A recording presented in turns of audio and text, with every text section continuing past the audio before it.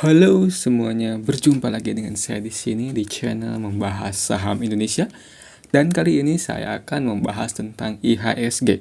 Apakah IHSG bisa naik atau bisa turun ya? Nah, kita lihat di sini. IHSG pada hari ini tanggal 28 mencoba untuk menutupi gap area sini ya. Gap area sini. Kalau kita lihat pada time frame one day, mungkin terlihat gap ini sudah tertutup ya, tapi belum sepenuhnya tertutup. Nah, kan gapnya di sini ya. Nah, di sini up. Nah, kalau di time frame satu hari ini kelihatan tertutup ya. Tapi jika kita lihat ke time frame 1 menit, ini belum tertutup ya. Masih ada beberapa gap lagi yang belum tertutup. Kalau kita ukur dari sini ke sini itu 0,19%. Jadi masih ada gap 0,19% di IHSG. Apakah IHSG berpeluang naik setelah hampir menutup gap ini? Belum tentu. Kenapa belum tentu? Karena ada beberapa faktor ya. Kalau kita lihat di area bawah sini di net foreign ya, saya bulatin dulu di area sini, area net foreign. Kalau kalian lihat di area net foreign ini, foreign masih betah outflow di IHSG ya. Pada hari ini saja outflow-nya mencapai 1,24 triliun ya. Dan kalau diakumulasi di tanggal 22 mungkin ada sekitar berapa ini? Ada 7 ya. Kita langsung saja hitung menggunakan fitur dari Stockbit. Dari tanggal 23 ya. Tanggal 23 asing keluar di IHSG sebesar 7,63 triliun ya, atau setara 7 hari MBG ya. Itu besar banget. Kalau kita lihat siapa aja sih yang dibuang oleh asing ini? Yang dibuang adalah saham BMRI ya. BMRI sebanyak 365 billion rupiah ya. Lalu ada BCA juga masih dijual, BRI juga masih dijual oleh asing ya. Asing masih suka jual-jual saham Big Bang. Kalau kita lihat di detail sahamnya, kita cek di detail saham. Nah, kalau kita lihat dari data ini, kita cek BBCA ya, BBCA dari tanggal berapa ini nanti outflow-nya dari IHSG itu dimulai dari di sini ya, dari tanggal 15. Di tanggal 15 April ya, ada outflow besar-besaran. Dan outflow-nya ini terjadi pada saham Big Bang ya, seperti BBCA ini. Dan BBCA outflow-nya sebanyak 4,61 triliun ya, dalam 2 minggu. Kalau kita cek di broker summary-nya, kira-kira siapa yang jual BBCA ya? Kita cek dari tanggal 15. Yang jualan tuh AKBKZP. AKBKZP biasanya digunakan oleh hedge fund, oleh ETF, oleh reksadana gitu ya. Jadi yang menjual saham-saham BCA ini kemungkinan para fund manager ya. Kenapa menjual saham BCA?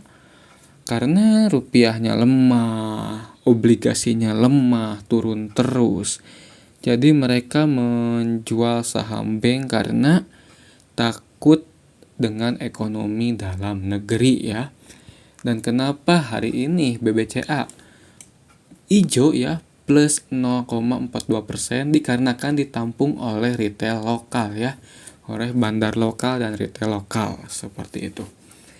Yang kedua yang paling banyak outflow itu di saham ini, BBRI ya, BBRI. Nah, di BBRI ini 3,36 triliun ya, outflow-nya besar banget ini. Lalu kita cek di broker summary-nya, kira-kira broker apa yang menjual saham BBRI?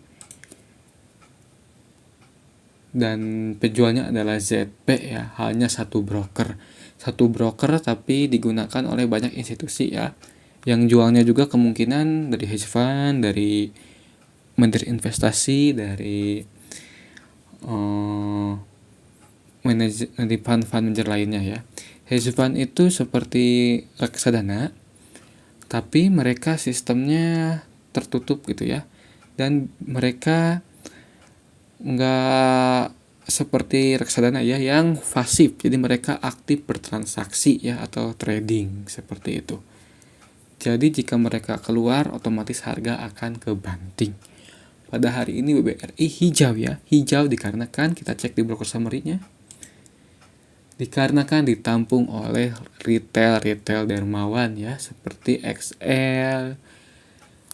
Lalu siapa lagi nih di domestiknya? XL, YP ya, ada retail dermawan yang membeli saham BRI. Lalu yang ketiga yang paling banyak outflow itu adalah BMRI ya. BMRI sebanyak 2,62 triliun rupiah. Kalau kita lihat siapa sih yang jualan saham BMRI, kita cek dari tanggal 15 ya. Dari tanggal 15 lalunya foreign, kita ubah foreign. Nah, kalau di BMRI ini RX dan U ya, RX UZP. Dan masih ada kemungkinan yang jualan juga dia juga gitu. Tapi dengan broker yang berbeda. Seperti itu. Jadi kalian jangan terpaku pada broker summary, misalnya si YU jual nih berarti bahaya, enggak begitu. Tapi kalian harus mengetahui siapa di balik YU. Jadi enggak liar spekulasinya gitu ya. Lalu ada yang menarik di sini, ada sebuah anomali dari salah satu saham bank ini ya. Yaitu saham BBNI. Saham BBNI malah inflow 442 billion rupiah dari asing ya. Kalau kita cek di broker summary-nya, kira-kira siapa yang beli saham BBNI? BBNI.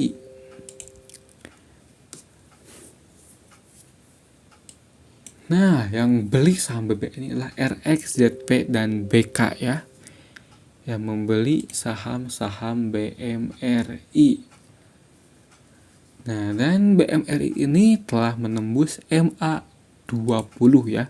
Berbeda dengan bank-bank lainnya yang makin dalam, BBNI ini malah berbentuk pola sideways semi bullish ya. Sideways semi bullish seperti itu. Kenapa semi bullish? Dikarenakan pada tanggal 28 atau pada tanggal hari ini membentuk ini ya, ekornya panjang banget. Kalau ekornya panjang seperti ini, ada kemungkinan besok bisa naik lagi ya. Atau malah tutup gap di area 4.200-an. BNI ini semi bullish ya, berbeda dengan bank-bank lain. Jadi bagaimana masa depan dari IHSG ini melihat dari saham BCA, saham BNI, saham BMRI, dan saham BBRI. Penurunan dari ketiga saham BRI, BMRI, dan BBCA telah berhenti meski asing jual dikarenakan retail sudah mulai pasang badan. Ada kemungkinan IHSG akan kembali menguat dikarenakan bank-banknya juga akan menguat, tapi menguatnya oleh retail ya, bukan oleh institusi asing. Tapi ini berita bagus, didukung oleh pemerintah akan memotong MBG ya, memotong satu hari MBG dan akan menghemat 50 triliun dalam 1 tahun. Ini good news banget ya. Kemungkinan IHSG akan membentuk sebuah polanya seperti ini. Misalnya besok naik ya, IHSG akan membuat pola seperti ini, ser ya, seperti itu. Kenapa masih akan turun ketika menyentuh MA pink atau MA 400? Dikarenakan pada bulan Mei akan ada rebalancing dari MSCI ya atau MSCI. Karena saya yakin banget MSCI atau MSCI akan mengurangi bobot saham-saham Indonesia. Kenapa? Dikarenakan rupiah yang melemah. Semakin lemah rupiah, semakin kecil juga free float market cap dari saham-saham Indonesia. Karena MSCI itu menggunakan base currency-nya USD ya, bukan rupiah. Jadi semakin lemah USD, semakin kecil juga saham-saham Indonesia. Dikarenakan akan ada outflow besar-besaran dari MSCI, kemungkinan Mei akan turun lagi ya. Dan ketika sudah rebalancing MSCI, IHSG akan kembali naik. Seperti itu ya. Jadi bullish kemungkinan bulan Juni ya, atau di kuartal ketiga sampai kuartal keempat. Nah, seperti itu ya. Terima kasih telah menonton. Jangan lupa like, share, dan subscribe. Ingat, ini bukan ajakan jual dan beli ya. Terima kasih.